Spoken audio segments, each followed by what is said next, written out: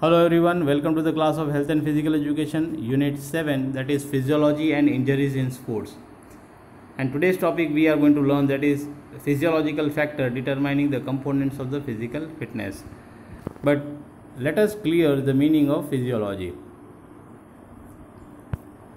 Now, what do you mean by physiology? The physiology is a branch of the biology that is dealing with the functions and the activities of the living organism and their part.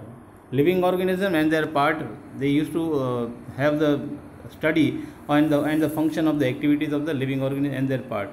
It is including all types of physical and chemical processes.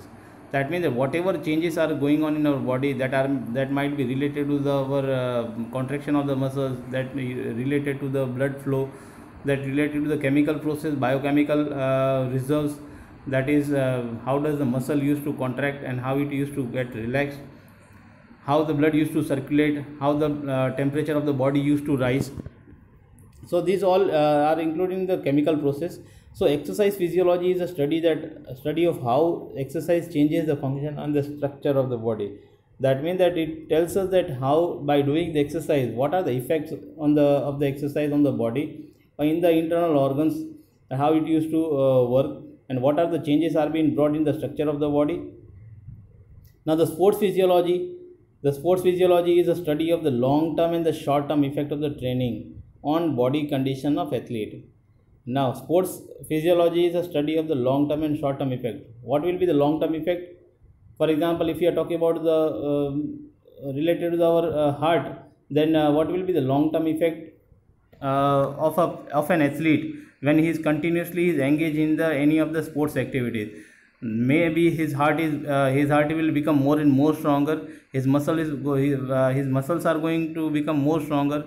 The oxygen intake capacity will be more better as compared to the normal people. So here, when we are talking about the sports psychology, the study of the long term effect, what will be the long term effect and what will be the short term effect? Short term effect, what will be there due to this effect of the training on the body of an athletes.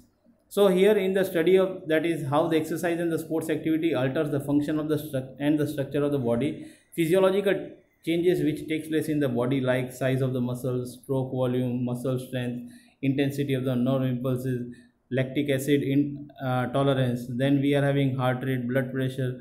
These are the changes which used to take place by doing this different types of by engaging ourselves in the different types of activities or exercise or training. So this is a sports physiology. Now there are the various factors which determines the components of the physical fitness. In that we are having, that is the strength. We have learned the components of the physical fitness, that is strength, endurance, speed, then flexibility. So we are going to learn that what are the physiological factors that determine the strength. What determines the strength? Strength determined by what? The strength is determined by the size of the muscles. Now the larger or the bigger the size of the muscles, more the strength will be generated. So when we are talking about the male and a female, so here the force is being produced by the male and female is same, as because but depends that here why the force in the males are more, because of the larger size of the muscles and as compared to the females. But here the size of the muscles can be increased with the help of the training, or with the help of the different types of engaging ourselves or an athlete in the different types of activities. So the strength is determined by the size of the muscles. So this is also one of the physiological factor determining the strength. Then we are having the body weight. So body weight is also one of the factors that determine the strength. The greater the body weight, the more the body weight, the more the strength is generated. Here when we are talking about the stronger, when we are talking about an heavier person, or the person who is having more weight, they will be engaged themselves in more activity like weightlifting, powerlifting. So here when we are talking that is the stronger than the individual who are lighter. Here there is a positive correlation between the body weight and the strength among the international weightlifters. The heavier weightlifter lifts the heavy weight, and the body weight also determines the strength of an individual. So this is also one of the factors that determines the strength. Then muscle composition. When we are talking about the muscle composition, at that time we used to we have learned in class 11, we have learned related muscle composition, that is types of fibers. that is fast twitch fibers and slow twitch fibers. The individual or an athlete, those who are having more fast twitch fibers, they are going to generate more strength as compared to the person those who are having slow twitch fibers. So fast twitch fibers are capable to contract faster, and therefore they can produce more force. And on the contrary, the slow twitch fibers are not capable of contracting faster, although they are capable of contracting for longer duration. So here the percentage of the fast twitch fibers and slow twitch fibers is genetically determined and cannot be changed through training. It is genetically, the person, the parents, those who are having in their genes, those who are having the more fast twitch fiber, the child is also likely to have fast twitch fibers more. And here due to this fast twitch fibers, so here the force is generated more and it determines the strength. Then afterwards we are having intensity of the nerve impulses. When we are talking about the nerve impulse, at that time we used to talk related to the muscles that is being composed of the number of the motor units. There are the small motor units which used to excite or which used to contract. The total force of the muscle depends upon the number of the contracting motor units. The greater number of the motor units, the more force or the more strength is being generated. So here the stronger the nerve impulses, that means that whatever the stronger nerve impulse that is from the central nervous system excite more number of, that means that signal is being given from the central nervous system to the muscles, that towards the motor units, so that the muscle used to contract more faster. So here the stronger the nerve impulse from the central nervous system excite more number of the motor units, and the muscle will contract more strongly, or it can be said that the muscle will produce more force or strength. So here this intensity of the nerve impulses also determines the amount of the strength. Then we are having physiological factor that determines the speed. Now in order to determine the speed, what determines the speed? That is mobility of the nervous system. How much quickly your nervous system, they used to produce a signal, so that or they used to produce the energy towards the muscles, so that the muscle used to contract rapidly. So here the mobility of the nervous system tells us that how muscle used to contract and relax, how quickly the muscle used to contract or relax.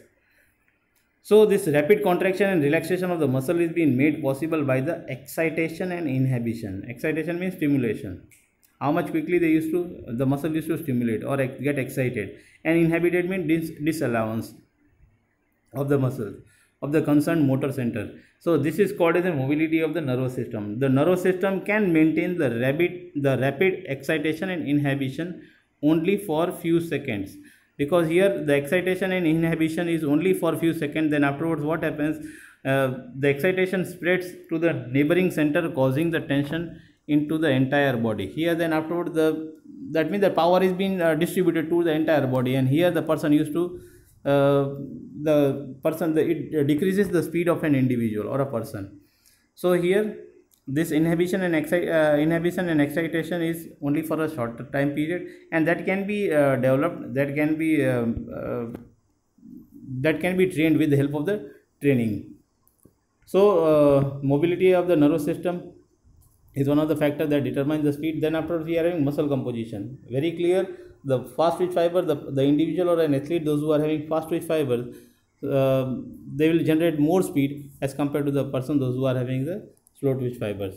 Then explosive strength, the person who is having more and more explosive strength. But this explosive strength, when we are talking about the explosive strength, so explosive strength depends upon the muscle composition, muscle size and muscle coordination, all three together. Muscle composition, that how is the size of the muscle, if the muscle size is larger, then here the strength will be generated, that is also be more. If the muscle coordination is also good, that means that then where there is a flow of the muscles, where they used to contract and relax in an very good and natural way. So here the explosive strength depends upon the muscle composition. If they are having fast twitch fibers, if they are having muscle size is more, and if their muscle coordination is good, so here the explosive strength will be also more good. So here the fibers, when we are talking about the fibers, so here the proportion of the fibers is genetically determined. So the top sprinter like Usain Bolt, so he is having more fast twitch fibers, so that's why he is one of the good sprinter as compared to the other people or the other athlete. But the endurance athlete have the more percentage of slow twitch fibers, and they do more better in the endurance activity or aerobic activity, which used to last for a longer time period. But when we are talking about explosive strength, here we are talking about the fast twitch fibers, because here the more contraction by the muscle and more strength is being generated. So here the speed will be also more, where it has been required for a short term, we are having a short run like 100 meters, 50 meters, 200 meters, where explosive strength is required for having a start. Then we are having flexibility. So flexibility is also one of the component one of the physiological factors that determine the speed. The more the flexibility, that allows the range of the movement without much any of the internal resistance. If the person is more flexible, then the speed will also be more, because there will be no binding, or there will be no hindrance, internal hindrance or resistance. So flexibility also enables the complete utilization of the explosive strength. So flexibility is also one of the factors that determine the speed. Then biochemical reserves and metabolic power. Biochemical reserves, we have in the last year in class 11 we have learned related to how the muscle used to contract and relax. In that we have learned that the muscle consists of the two types of protein, that is actin and myosin. And if the calcium ions are more, that means the reserves, like we have talked about the calcium ions, we have also learned related to the adenosine triphosphate, what the work of the ATP is there and what is the work of ADP, adenosine diphosphate. So if the reserves are more in the muscles, then the energy will be generated, that will be the supply of the energy will also be more. But so here the reserves, the biochemical reserves should be in an enough quantity to generate the speed. If they are in enough quantity, then the speed will be generated, that is also more. But it can also be developed with the help of the training. By continuous training it can be developed. So here the amount of the ATP and that is creatine phosphate, and the rate of the energy supplies can be enhanced by the training. It can be enhanced, this can be improved with the help of the training. So these are the various factors that determine the speed. Then we are having physiological factors that determine the endurance. When we are talking about the endurance, at that time we used to talk about any of the activity which used to perform for a longer time period. That means that supply of oxygen to the working muscles continuously is more. So here the energy is required by the muscles, by which the supply by the presence of the oxygen. So the ability of the organism to maintain the adequate supply of the oxygen to the working muscles, that means continuous supply of the oxygen to the working muscles. Now here the aerobic capacity consists of the four of the point, that is oxygen intake, oxygen transport, oxygen uptake and energy reserve. So what is an oxygen intake? Whatever the oxygen we used to take, that is known as an oxygen intake. That means the amount of the oxygen which can be taken by the lungs from the atmosphere. The more better the lungs, the more stronger the lungs, the more oxygen intake will be there. So here it also depends that the oxygen intake depends upon the vital capacity, which further depends upon the size of the lungs, number of the alveoli, strength and the respiratory muscles, then the size of the chest cavity. So greater if our lungs are more better, then here the oxygen intake will be also more and more better. Then after we are having oxygen transport. Now how the oxygen is being transported? The oxygen is being transported when the pure blood, because you know that when the exchange of the chemical process used to take place in the lungs, in the alveoli, in our lungs. So here the oxygenated blood used to carry the oxygen. So this has been this oxygenated blood used to be transported towards the working muscles. So here the oxygen transport depends upon the amount of the oxygen which the blood has been absorbed from the lungs and the ability to circulate the system, and that carries this quickly to the working muscles. So the amount of the oxygen absorbed into the blood depends on the speed of the blood flow through the lungs and the blood hemoglobin. Whatever the blood used, the oxygenated blood or the pure blood used to carry the oxygen, that is being transported from the lungs towards the working muscles, so that the muscles used to generate more and more energy, and it used to get a continuous supply of an energy which used to or continuous supply of oxygen, which is going to help to continue any of the activity for a longer time period. So the transportation of the oxygenated blood depends upon the capacity of the heart. The more heart used to contract, The heart used to, if the heart is more stronger, so heart is contracting more and more, contraction and relaxation is more in the heart. So here the more contraction of the heart, so more the supply of the supply of the blood towards the lungs, and from the lungs the pure blood is being supplied to the working muscles will be more. So the capacity can be improved through the training. Then after we are having oxygen uptake. Now what is an oxygen uptake? The amount of the oxygen which is being absorbed and consumed by the working muscle. Now once the oxygen is being transported to the working muscle, now what is the work of the working muscle is to absorb the oxygen from that. So here it has been absorbed and consumed by the working muscle from the blood is called as an oxygen uptake. So oxygen uptake depends upon the rate of the diffusion, which is further determined by the speed and the blood flow, temperature and the partial pressure of the oxygen in the blood and carbon dioxide in the muscle cells. So here everything has been responsible.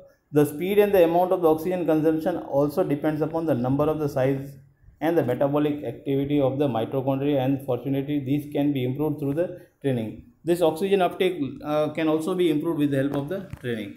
Then afterwards we are having energy reserve. So here the energy reserve, that is when we are talking about the reserves are being there, that is with the help of the muscle glycogen and sugar level.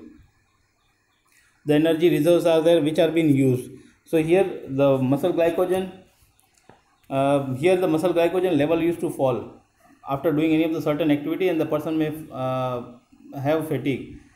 Then for a longer duration activity, the muscle glycogen and the liver glycogen reserves are very important. Muscle glycogen reserve and we are having liver glycogen, they are very much important. Once the muscle glycogen used to get over, then the liver glycogen is being used for this long term activity. So in an extraordinary long duration activity, the fats can be used as an energy sources. So fat is being used as energy sources. So first the muscle glycogen is being used, then whatever the liver glycogen is being used, that means that then afterwards the fat is being burned from the body. But it is only been possible in a longer time period or a longer duration of the activity. That has been considered endurance. The endurance activity, endurance type of activity, like long run, marathon and that all. Then we are having lactic acid tolerance. Now, ability of to tolerate the higher concentration of the lactic acid is a significant factor in determining the aerobic activity. The lactic acid tolerance is important for the activity that lasts for about 40 seconds or more. Where the lactic acid tolerance is being there, where you may find out any of the activity which is more than 40 seconds or 30 seconds, more than 30 seconds. Till 30 seconds, the lactic acid intolerance you can tolerate. Then afterwards, here lactic acid tolerance, you can see that in any of the activity which used to last more than 40 seconds or more. This lactic acid tolerance capacity can be improved through the training. With the help of the training, you can improve the lactic acid tolerance. Otherwise, what happened? The lactic acid is being released in our muscles, then it used to bind the movement of an individual. So till 30 or 40 seconds, it's okay. Then afterwards, you can't tolerate that, and then afterwards it used to be transported towards the muscles, and that used to stop the activities, or that used to bind the movement of an individual. So lactic acid tolerance can be improved with the help of this training. Then after we are having movement economy.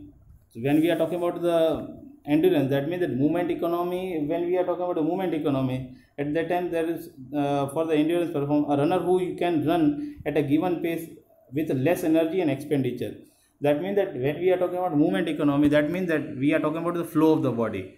That should be in a rhythmic way, and that should be with less expenditure, we are performing more and more better, and for a longer duration. So that is the movement economy. So a good technique in the endurance sports can save the energy. For example, in the swimming, 20 to 30% of the energy is being saved, can be saved if the movements are correct. That means that we should have a proper movement. If they are not having a proper movement, then there more energy will be required, and here if there more energy will be required, then a person may get fatigue very soon, so he can't perform the endurance or the long term activity for a longer time period. So movement economy is very much important. So it is one of the factors that determine the endurance. Then after we are having muscle composition, the person, those who are having slow twitch fibers. So here when we are talking about the endurance, so the person or individual who are having slow twitch fiber, they will be more good in the endurance activities or long term activities. So the slow twitch fibers are the best used for the aerobic activities or the endurance activity. They produce small level of the forces for a long time period, and that is why they are better suited for the endurance activity. Here, the elite marathoner or the person, those who are participating in the marathon, have been reported, those who are good marathon runner, they have been reported that they have greater than 90% of the slow twitch fiber in their leg muscles. That means that in their legs muscles they are having more than 90% of the slow twitch fiber. The percentage of these slow twitch fibers are regulated genetically. So here, the more slow twitch fiber, they are more better in the long duration activities. So this is muscle composition is also one of the physiological factors that determine the endurance. Then we are having physiological factors that determine the flexibility. Now what determines the flexibility? So first of all, that is muscle strength. If the muscles are weak, then the person is not able to the range of the joint of the movement will be less. So here, the weak muscles can become a limiting factor of achieving the high range of the movement. So here the muscle strength is must, and that can be improved with the help of the training. The muscle strength is highly trainable and therefore can enhance the flexibility of a person. So muscle strength is one of the factors that determine the flexibility. The muscle strength should be there. If the person is having weak muscles, then it is going to create a problem for the flexibility. There will be a less flexibility. For example, when we used to take a runner, then means that the movement of the knee, the sprint sport, the legs or the knee cannot be lifted to required height or an angle. It is if it is been related muscles. For example, abdominal muscles are weak, then definitely the person is not able to lift his leg too much high at an height. So here the muscle strength is also one of the factors that determine the flexibility. Then we are having joint structure. So the joint structure, when we are talking about joint structure, some of the joints are have a great range of the motion than others. For example, when we are talking about ball and socket joint, they are having a good range of motion.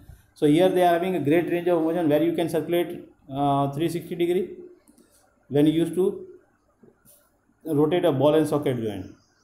But when we used to talk about the elbow, we are from the elbow, there will be a limitation. Only we are having 180 degree of the movement, not more than that. So here the joint structure is also one of the important point which used to determine the flexibility. Then age and gender, as we know that when the person used to have more and more age, they will be decreasing the advancement of the age used to reduces the flexibility. So here the flexibility can be enhanced with the help of the training. Strength and endurance are being enhanced with the help of the training. So thus it can be improved with the help of the training. So female tend to be more flexible than males, as it is known that the females are more flexible as compared to the males. Then we are having stretchability of the muscles. So stretchability of muscle is also one of the factors which used to limit the range of the movement. So muscle stretchability should be more if the muscles are more stretchable. If the muscles are more flexible, then the flexibility will also be more. So for making any of the movements at the joint, the muscles must contract to an execute movement. The muscles are not regularly stretched, they tend to get shorter and finally restrict the range of the movement. So the range of the movement is possible at the joint. The stretchability of the muscles is trainable to a certain extent. So stretchability of the muscle is trainable to a certain extent. Till certain extent only we can stretch it. For example, we are talking about extension and flexion. To a limitation only we can we are having a limitation. For example, if we want to straighten our arm, then from elbow we can't go behind the elbow part. We can't have the hyperextension. Otherwise it is going to create a problem. So but we are having where stretchability of the muscles can be improved to a limited extent. So therefore it can be said the stretchability of muscle can be determined the flexibility of to some degree. Little bit we can improve. So stretchability of the muscle is also one of the factors that determine the flexibility. Then we are having internal environment. The internal environment also plays a very important role in determining the flexibility, physiological factor. That is, if we are having if our body temperature is more, then the flexibility at that moment we can improve the flexibility, and that flexibility will also be more. When if you want to stretch our muscle, we can easily stretch our muscles also during the when our body is warm. But when our body is in a when that means that when the temperature is down and when we used to stretch, the stretchability or the flexibility will be less when the internal environment is low. Then we are talking about the previous injuries. If a person is having any type of previous injuries, then definitely the injuries to the connective tissues and the muscles that used to lead to a thickening of the or fibrosing of the affected area. There you can find out fibrosing, or you may find out the thickness in that area, where you may find out that is going to hinder the flexibility or the movement. So fibrous tissues are less elastic and can lead to the limb shortening and ultimately lead to the reducing the flexibility. So here the fibrous tissues are, if there is more fibrous tissues, then the elasticity of the muscles will be less, or the elasticity of the movement will be less, so the flexibility will also be less. But it can be improved with the help of the little bit of stretching, with doing the engaging ourselves in the different types of training and activities and exercise, and improving the flexibility with the help of these different activities. So these are so we have learned related to the components of the physical fitness, the physiological factor that have been determined by the flexibility, endurance, strength. So on the basis of this, you can prepare the notes, and if any doubts, you can ask the question. You can write down in a comment box. Thank you.